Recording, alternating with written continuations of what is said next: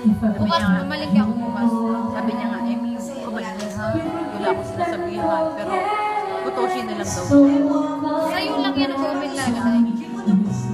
Naawa nga ako minsan dyan. Kasi kailangan din daw siya rin. Ba't wala sa'yo? Naawa naman daw siya sa mga anak niya. Mas dapat nandun daw siya. Baka alis din si Taba. Si Taba yung manager doon, di ba? Ayun siya, parang gusto niya doon. Ayun niya. Parang sa kanya siya Ilang. Sabi ko wala naman siya problema dahil. wala, sinasabi niya wala siya problema sa grupo niyo, sa apat natin. Kaya nga sabi niya, daigin mo kayong apat. Kasi problema sa akin. Yan lang sa ano. Daigin daw. Hindi ko rin alam sa'yo alis. Sika na, sutuyas ang tiyasukin. Sutuyas mo? Kailan pa nag-start? Bago mag-iwan. Hindi ba balik?